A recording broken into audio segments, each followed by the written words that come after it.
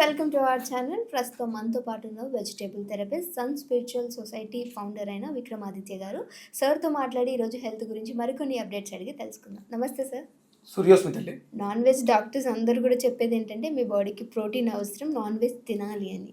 మీరేమో వద్దు అంటున్నారు. కొంతన ఎక్కడ అంటారు సార్? అదేనమ్మా, ఇక్కడ ప్రోటీన్ తినండి, కార్బోహైడ్రేట్స్ మానేయండి, ఫ్యాట్స్ తినండి అని ఎక్కడ కూడా ఏ శాస్త్రంలో ఉండదు. ఒక మానవుడు తన జీవన విధానానికి కావలసినటువంటి ఆహారం ఇది అని చెప్పింది ఒక వేదం మాత్రమే.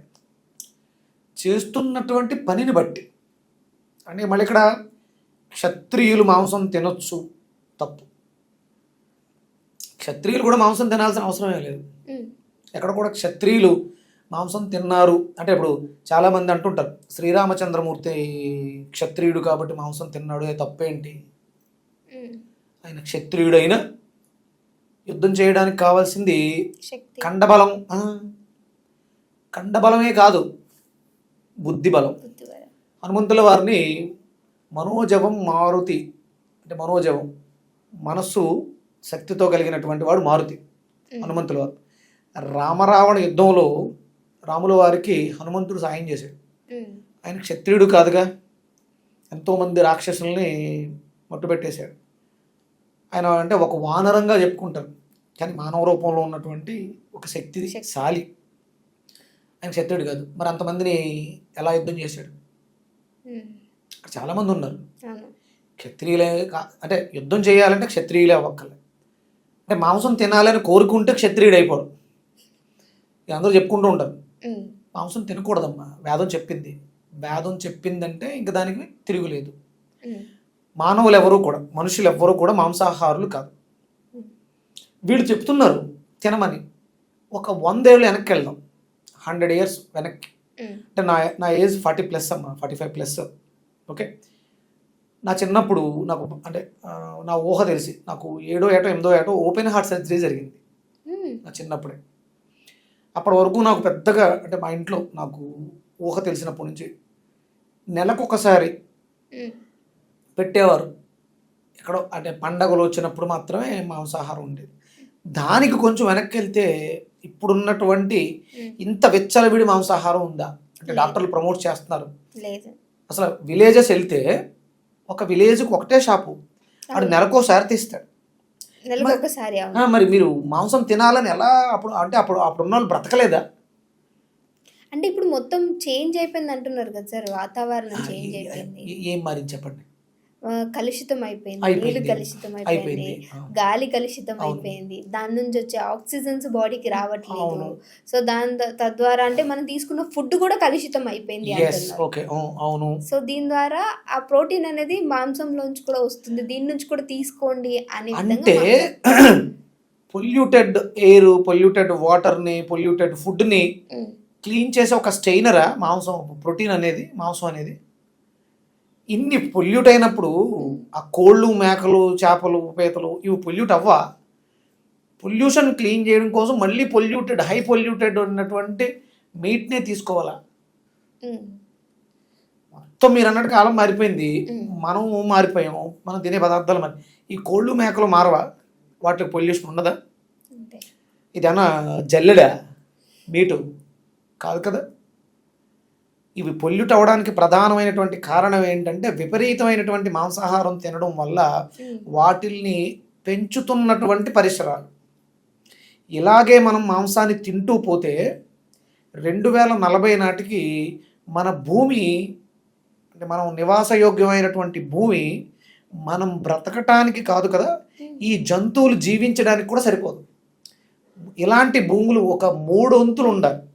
140 కోట్లు మానవులు అమ్మ. మేకలు ఎన్ని ఉండాలి, కోళ్ళు ఎన్ని ఉండాలి? అంటే ఇప్పుడు ఇది డబల్ అవ్వాలిగా. మనం ఉండే కొద్ది తింటూ వెళితే మనం కూడా పెరుగుతున్నాం, అవి పెరుగుతాయి, కానీ వైశాల్యం పెరగదుగా. పొల్యూషన్ ఎక్కడి నుంచి వస్తుందంటే ఈ మేకలు, కోళ్ళు, ఏదైతే మనం మీట్ తింటున్నామో దీని ప్రొడక్షన్ కోసం ఖర్చు పెట్టే ఖర్చు విపరీతంగా ఉంటుంది.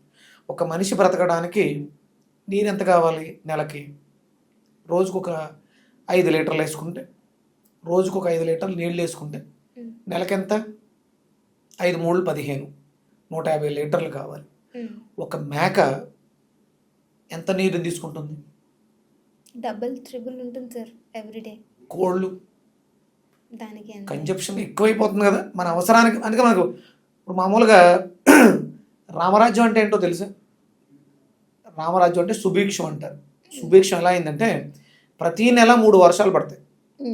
నెలకు 3 వర్షాలు పడితే అక్కడ నీటి ఎద్దడి ఉండదు. సంవత్సరానికి ఒకసారి వర్షాకాలం పడాల్సినటువంటి వర్షాలే మనకి సరిగా పడట్లేదు. అందుకని మనకి క్షామం వస్తుంది, నీటి కొరత వస్తుంది. మనం ఈ యానిమల్స్ని మనం తినడానికి కోసం పెంచేటువంటి యానిమల్స్ వల్ల అవి విడిచిపెట్టేటువంటి వ్యర్థం వల్ల, అంటే మనకి పర్యావరణానికి ఈకో ఫ్రెండ్లీ యానిమల్ ఏదైనా ఉందంటే అది ఒక్కటే, కౌ. అందుకని దాన్ని గోమాత అన్నారు. మిగతా అన్నిటి వల్ల పొల్యూషన్, అంటే మనం విడిచిపెట్టే షిట్ నుంచి వచ్చేటువంటి ఒక ఏదైతే వాయువులు ఉన్నాయో అది మనకు ఉపయోగపడుతుంది కదా సార్. కౌది ఉపయోగపడుతుంది, మిగతా దేంది మనది కూడా మనకు ఉపయోగపడదు. దానివల్ల పొల్యూషన్ వస్తుంది. అప్పుడు మనం దీన్ని ఇంకా పెంచుకుంటూ వెళ్ళిపోదామా, తగ్గించుకుంటూ వద్దామా? తగ్గించుకుంటూ రావాలి. డిమాండ్ని తగ్గించండి. వెజిటేరియన్ మొక్కలు ఉన్నాయి అంటే చాలామంది మాట్లాడుతుంటారు జీవహింస తప్పు, మేకల్ని వాటిని, మరి మొక్కలకు కూడా జీవం ఉంది కదా, అవి హింస చేస్తున్నాం కదా అంటుంటారు. ఒక మేక ఆయుర్దాయం ఎంత ఉండొచ్చు? 27 నుంచి 35 సంవత్సరాల వయసు, అంతే. ఆ తర్వాత అది మరణిస్తుంది, ఇంకోటి ఏదో అవుతుంది. ఈ లోపల మధ్యలోనే మనం కట్ చేస్తున్నాం. ఒక పాలకూర మొక్క వయసు ఎంత ఉంటుంది? రోజులు ఉంటుంది. రోజులు. ఆ సమయం తర్వాత నువ్వు వాడుకోకపోతే అది మట్టిలో కలిసిపోతుంది, పాడైపోతుంది, అంతే. అంతకు మించి ఇంకేముంది. కానీ 35 సంవత్సరాలు అంటే నువ్వు మేకను బలిచ్చేటప్పుడు దాని వయసు 35 సంవత్సరాలు లేదో చూసి ఆ చివరిలో కట్ చేస్తావా? అంటే చాలా ఆలోచించాలి. మాట్లాడేయడం చాలా ఈజీ. అంటే మీరు వెజిటేరియన్స్ అయి ఉండి జీవహింస అన్నీ మాట్లాడుతున్నారు, జంతు బలి తప్పు అంటున్నారు. ఇవన్నీ కాదమ్మా. మన మనుగడ ప్రశ్నార్థకం కాకూడదు అనుకుంటే మీరు వెజిటేరియన్గా మారి తీరాల్సిందే, లేకపోతే ఇబ్బందులు పడతారు. ఇప్పుడు నేను చెప్తున్నాను, నేను తెలుసుకున్న విషయాన్ని చెప్పా. పాటించేవాడు దాని ఫలితాన్ని చూస్తాడు. పాటించకపోతే నాకు వచ్చే నష్టమే లేదు. రేపొద్దున ఏ కిడ్నీయో ఏ లివరో వేరే ఇంకో ప్రాబ్లము వచ్చిన తర్వాత నా దగ్గరకు వస్తావు. ఎందుకంటే నేను ఒక ప్రత్యేక నైపుణ్యం కలిగినటువంటి వ్యక్తిని, డాక్టర్ని కాదు. నేను ఒక ప్రత్యేక నైపుణ్యాన్ని కలిగి ఉన్నాను. మీకు మీరే డాక్టర్స్ 85%, ఒక 15% ప్రత్యేక నైపుణ్యాన్ని కలిగి ఉన్నాను, అంతే. నేను ఇదేమీ సాధన చేసి ఉన్నాను. కాబట్టి శాకాహారం అనేది ఒక మామిడికాయ పచ్చిగా పచ్చడి చేసుకుందాం అనుకుంటే అది కాసిన తర్వాత పక్కవానికి వచ్చిందో లేదో చూసుకుని కోసేస్తాం. అప్పుడు కొయ్యకపోతే పక్కవానికి వచ్చి పండిపోతుంది, మామిడి పండు అవుతుంది. అప్పుడు కొయ్యకపోతే పండు అయి రాలిపోతుంది. అప్పుడు కూడా తీసుకుని తినకపోతే టెంకగా భూమిలోకి వెళ్ళి మళ్ళీ మొక్కగా వస్తుంది.